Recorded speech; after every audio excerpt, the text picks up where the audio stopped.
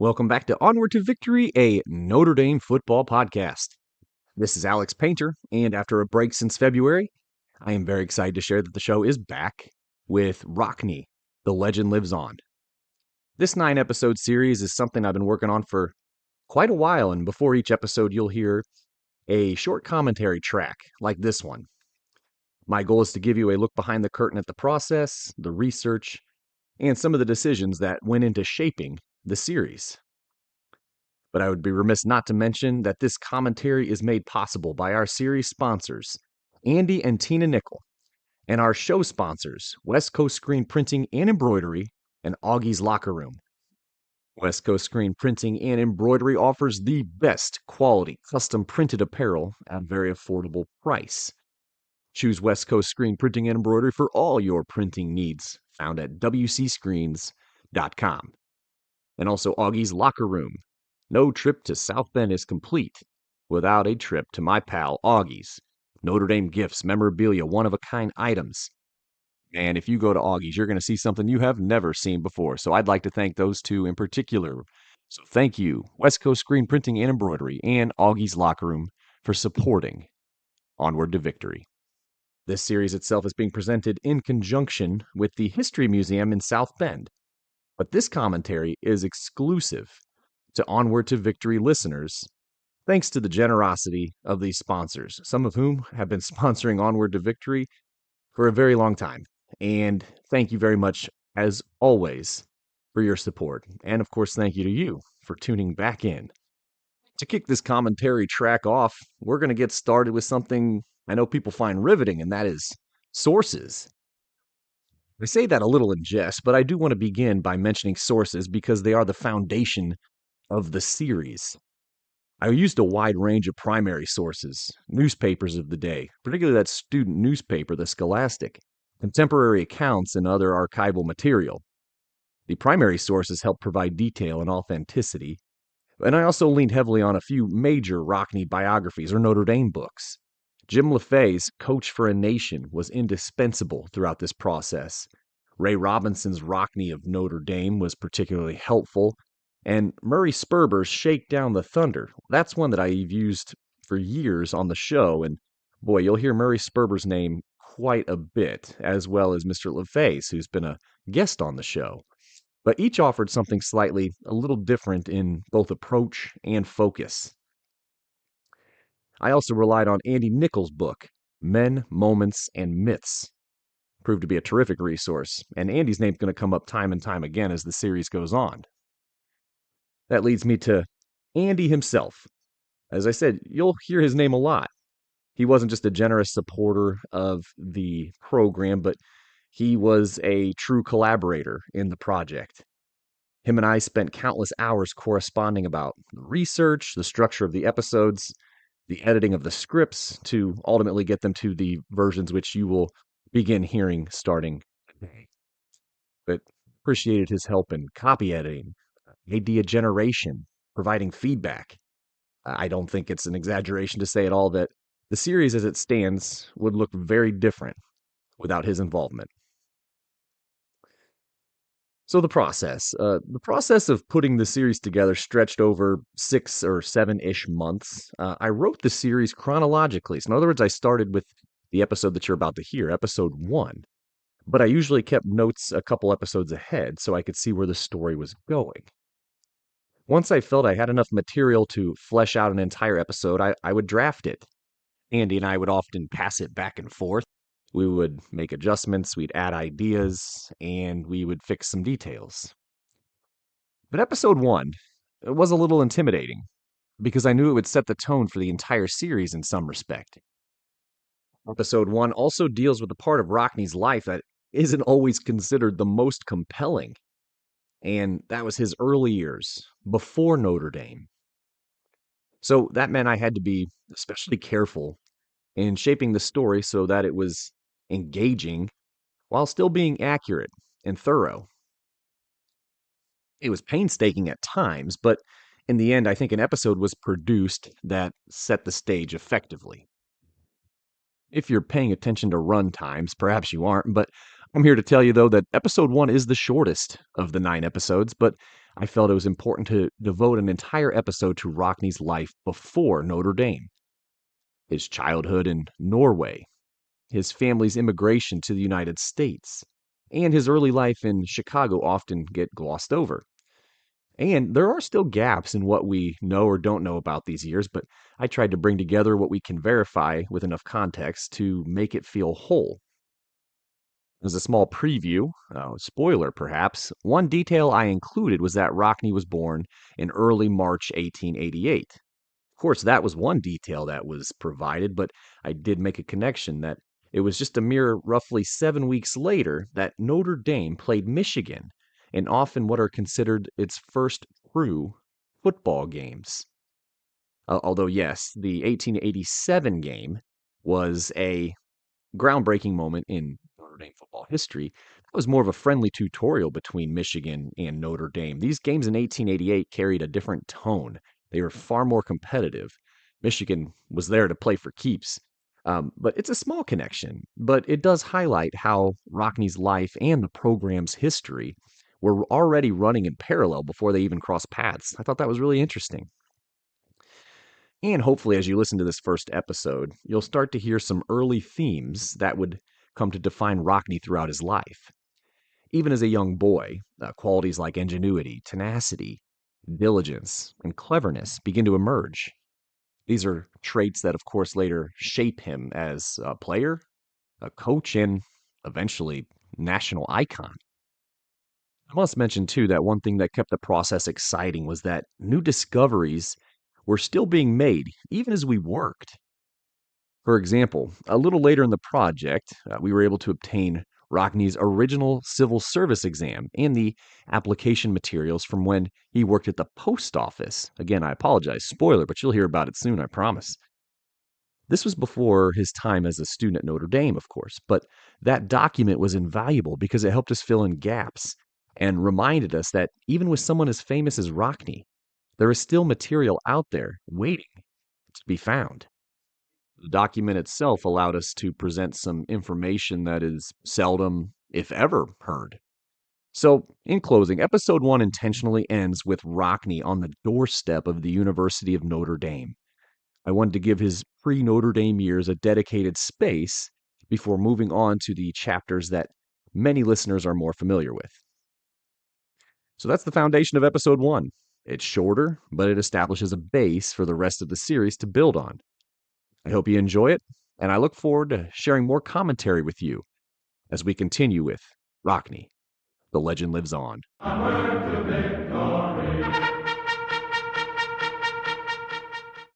Hello, and welcome to Rockne. The legend lives on. I'm your host, Alex Painter, and during this series, we're going to cover the amazing life and legacy of Knute Rockne. In this very first episode, we turn back the clock to explore the formative years of a young Knute Rockne, from his humble beginnings in Voss, Norway, to the bustling streets of Chicago, where his American journey truly began. Before he became a household name, before the thunderous crowds and championship glory, Rockne was just a wide-eyed immigrant boy navigating a new world, unknowingly laying the foundation for one of the most legendary careers in sports history. Over the next 9 episodes, we will chart Rockne's remarkable ascent from his days as a student at Notre Dame, where he first fell in love with the game of football, to his meteoric rise as the Fighting Irish's head coach, where he rewrote the playbook on how the sport was played, coached, and even perceived. We'll relive the triumphs, the innovations, the legendary moments, and the larger-than-life personality that turned Rockne into an icon. This 9-episode Rockne series is presented by the History Museum in South Bend and is generously sponsored by Andy and Tina Nickel. Episode 1, Rockne, the Norwegian and Immigrant.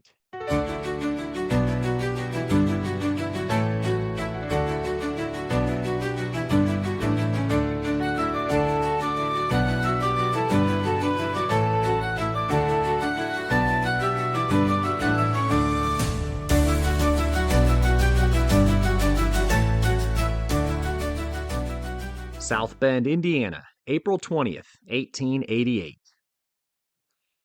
The University of Michigan football team arrived in South Bend, greeted by a light layer of snow, a reminder that winter's grip still lingered over the Michiana region. The Wolverines had scrimmaged the Notre Dame football lads the previous November and were now back for a 2-day series. This time, they were playing for keeps. That November matchup had been more of a friendly lesson than a true contest, but this time, Notre Dame had been practicing, eager to prove themselves against their seasoned opponents. Dubbed the Specials, as they had yet to adopt the iconic Fighting Irish nickname, the Notre Dame men faced Michigan at the Green Stocking Baseball Park before an audacious crowd of 400, all braving the elements. The Wolverines, however, wasted no time establishing their dominance, quickly building a commanding 26-0 lead. It seemed Notre Dame's fledgling football experiment might be quickly snuffed out by their more experienced foe. But then, Notre Dame's premier athlete, Harry M. Jewett, who would later rise to prominence as president of the Page Motor Car Company, delivered a moment of brilliance. In that instant, for the first time in program history, the Echoes, later destined to be called Awakened, were born. Late in the game, Jewett burst through the Michigan line, breaking tackles and sprinting for a historic touchdown. A Michigan player later recalled how Jewett, quote, broke through nearly our entire team, end quote. His dazzling run etched itself in history as Notre Dame's first ever touchdown and closed the gap 26-6. While Michigan emerged victorious, the Notre Dame squad had claimed a moral victory with their spirited second half performance. The following day, the teams faced off again, with Notre Dame narrowing the gap even further in a hard-fought 10-4 loss. Though winless, the Notre Dame football program had gained confidence and momentum and set the stage for what was to come. Unbeknownst to those on the field just 1 month earlier, in early March 1888, 4,000 miles away, the most legendary figure in Notre Dame's history had been born. Destined for greatness on the gridiron and eventual celebrity status during the golden age of sports, this humble child of Norway would forever alter the trajectory of Notre Dame football and the university itself. Yes, friends, in 1888, football at Notre Dame was off and running. Voss, Norway, 19th century. Nestled in the breathtaking landscape of southwestern Norway lies the village of Voss, a place of striking natural beauty. Historian Jim LaFay vividly describes it as, quote, an outdoor wonderland, end quote, where snow-capped mountains tower over fertile valleys, dense forests, and shimmering lakes, with swift-flowing rivers cutting through the land. A contemporary tourist handbook of Norway shared the following, quote, Voss, a picturesque village in the heart of Norway, is famed for its hardy people, its old traditions, and its setting of lakes, mountains, and forests. It's a place where nature and history embrace, end quote. Among Voss's roughly 5,000 residents at the time were Lars and Martha Rockne. The Rockne family had lived in or near the village for generations. The Rocknes were largely farmers or skilled craftsmen, such as blacksmiths. Lars's lot in life was largely building carriages. But he was no ordinary carriage maker. He was considered a master craftsman of such renown that Kaiser Wilhelm II, upon visiting Voss, was so taken with a Rockne-built carriage that he ordered one for himself. Another of Lars's carriages won a prestigious prize at the Great Fair in Liverpool, England. The Rockne carriage was accentuated by its steel springs, which, per LaFay, quote, created a much safer, more comfortable ride, end quote. Fittingly, it was the very carriage that would play a pivotal role in bringing the Rocknes to America. But more on that later. By 1888, Lars and Martha already had a 4-year-old daughter, Anna. Then, on March 4th of that year, As winter still held Norway in its snowy, icy grip, Martha gave birth to a son, Knute. It is of note that the Rocknes were of the Lutheran persuasion. So yes, that is Knute with a hard K sound. Let's take a brief detour here. Though many contemporaries, journalists, and even Hollywood would later soften the name to Knute, to his family, those who knew him best, he was always Knute. Even his wife Bonnie called him by the original pronunciation, and she did their entire lives together. Rockne himself insisted on it. However, as his fame grew into the 1920s, the American tendency to simplify foreign pronunciations took hold, and the silent K became increasingly common. Today, the softened pronunciation is far more widely used. Knute's first name wasn't the only thing Americanized. The family's surname was originally Rockne, Rohne, with the C added after they arrived in the States. At any rate, personally, I prefer the hard K, but I also recognize that much of the world now knows him as Knute. I'll make the occasional reminder that, though he is commonly called Knute, the legendary coach himself preferred his original pronunciation, which I will stick to. Something that Lars exhibited that would ultimately shine bright in his son Knute was his bold, innovative, entrepreneurial spirit, and maybe a streak of fearlessness. In 1891, Lars Rockne received life-changing news, which was an invitation to cross the Atlantic and showcase his handcrafted carriage at the World's Columbian Exposition, better known as the Chicago World's Fair. This monumental event, designed to celebrate the 400th anniversary of Christopher Columbus's voyage, was more than just an exhibition. It was a dazzling display of human ingenuity and featured the latest advancements in technology, architecture, and culture. Slated to run from May to October 1893, the fair was a spectacle of unprecedented scale, sprawling across 600 acres. The Chicago Tribune declared, quote, "No other exposition has ever shown such grandeur of conception or beauty of execution," end quote. Even the steel magnate, Andrew Carnegie, marveled at its sheer enormity, admitting, quote, "This exposition is too much for the average mortal. It makes the brain reel and the eyes grow weary," end quote. Amid the hum of industrial marvels and a sea of eager visitors, Lars Rockne and his carriage stood among the best technology and craftsmanship the world had to offer. Lars left Norway in October 1891, temporarily leaving Martha, Anna, Knute, and new daughter Martha, named for her mother, in Norway. 18 months later, Lars sent for the family. It was time for them to join him. Martha and kids, after a trek across the ocean, through Ellis Island in New York City, and a long train ride west, found Lars to greet them in Chicago, mid-1893.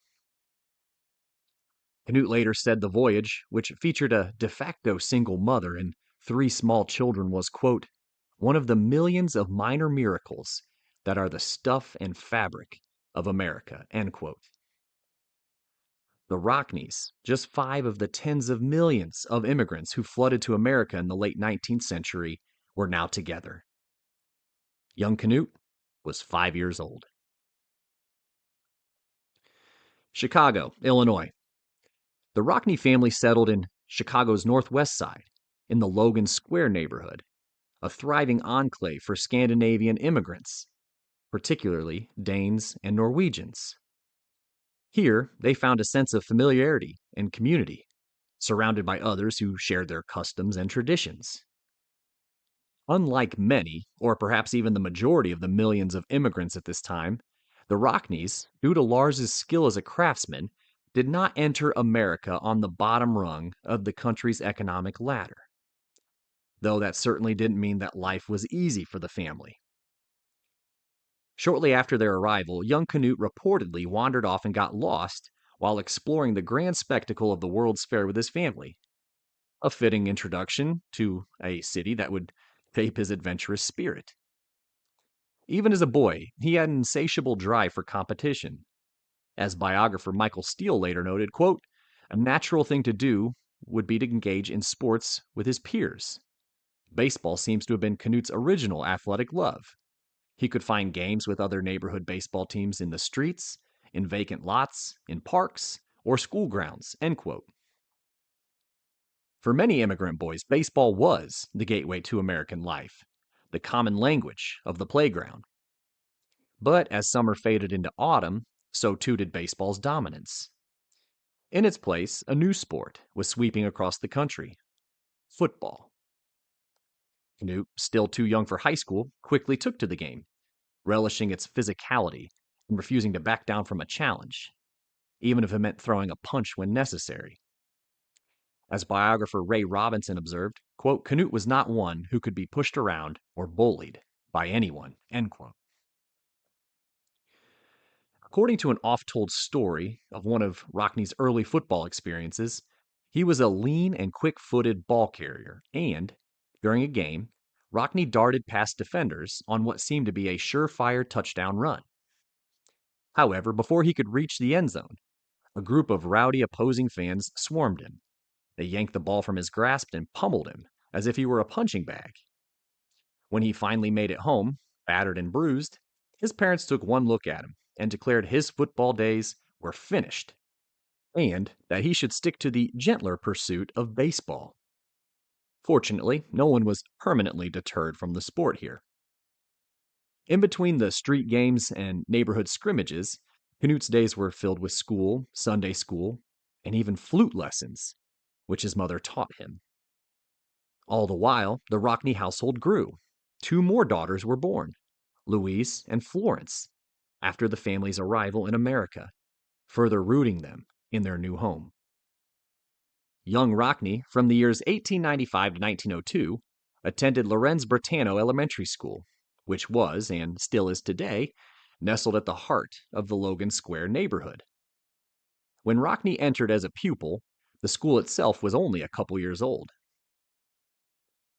As the 1931 publication, Knute Rockne's career asserts, quote, the young Norwegian was a leader from the very start. He possessed a broad sense of humor. He displayed a smile that won him friends.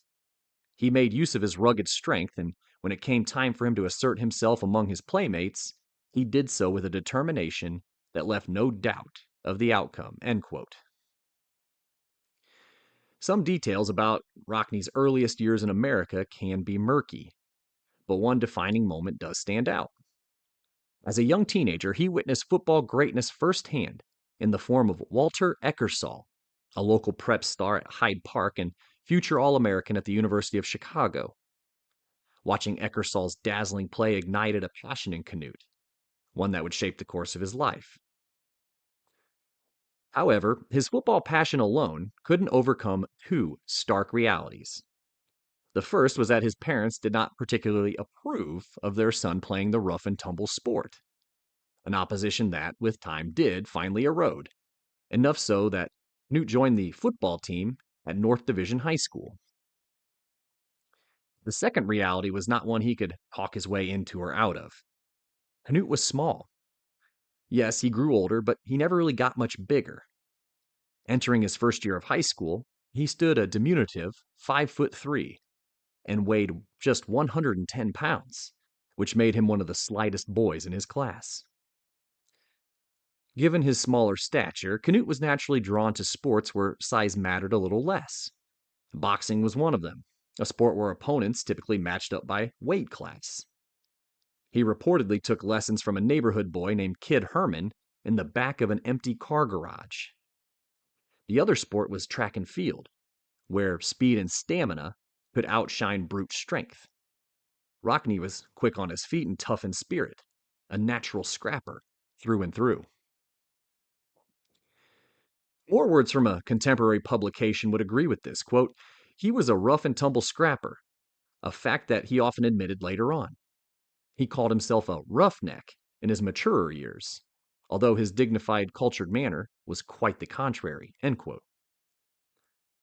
Another note on Knute's demeanor. Renowned historian Murray Sperber once shared an anecdote from Rockne's college teammate, Gus DeRay, who we'll hear more from later. DeRay's first impression of Rockne, fresh from the Logan Square neighborhood of Chicago, was that he was, quote, not a genteel character, a very rugged character, end quote. Today, Rockne is often remembered as a well-educated, well-spoken, and sharply dressed man. But his upbringing, despite the love and care of his parents, mirrored that of many immigrants, defined by hard physical labor and, if we take DeRay at his word, a certain ruggedness that shaped his early years, and ultimately the man he would become. In track, Rockne gravitated toward mid-distance running, where he excelled in events like the half mile. His competitive drive extended beyond school meets, as he tested himself against top talent in Chicago's athletic clubs and citywide competitions. In truth, track and field became his first true athletic calling, even eclipsing his early passion for football and baseball. He reportedly ran the 40-yard dash in 4.6 seconds and the half mile in 2 minutes 2 seconds. Both marks were very, very good at the turn of the century, mind you. In the indoor meets particularly, Rockne also excelled. He participated in the pole vault. His best jump was 12 feet 4 inches. As fate would have it, his success on the track would ultimately shape the course of his future. At some point in 1906, while still enrolled at North Division High School, Knute Rockne left school to join the workforce full-time. As a boy, he had delivered newspapers, so he was a newsie. This offered an early glimpse of his tireless work ethic. But, in modern parlance, Rockne was a high school dropout. After leaving school, he took a job as a clerk for the McMahon Biscuit Company in Chicago. Biographer Michael Steele suggests Rockne's departure may have been prompted by slipping grades, possibly the result of skipping class to train for track meets. Whatever the reason, the decision was made. And with no diploma in hand, it's unclear what Knute envisioned for his future, if he gave it much thought at all. Eventually, his father Lars reportedly urged him to consider civil service. So, Knute took the entrance exam to become a postal clerk. Thanks to a recently uncovered copy of Knute Rockne's civil service exam, we now have a clear picture of how well he performed on what was a rigorous and detailed assessment. He scored a 95 in spelling, 89 in arithmetic, 70 in letter writing, 73 in penmanship, 90 in copying from plain copy, 94 in geography, and an impressive 96 in reading addresses. Having reviewed the exam myself, I can confirm it was no simple form. It was comprehensive and challenging, even requiring 2 personal references. Upon a closer examination of his application material, one curious detail does stand out. Rockne listed his birthplace as Chicago, a clear inaccuracy on a United States government job application. It's possible he believed that, as an immigrant, disclosing his true birthplace of Norway could potentially hurt his chances of being hired. At any rate, in March 1907, when Knute was 19 years old, he joined the Postal Service as a clerk and was initially slated to be compensated $600 per year. This time in his life was pivotal. Rockne later shared that, quote, "My prep school was the sorting room of the post office," end quote. Several key factors influenced Knute's next steps. First, his sister Martha, recognizing her older brother's true potential, urged him to keep his options open for college. And he listened.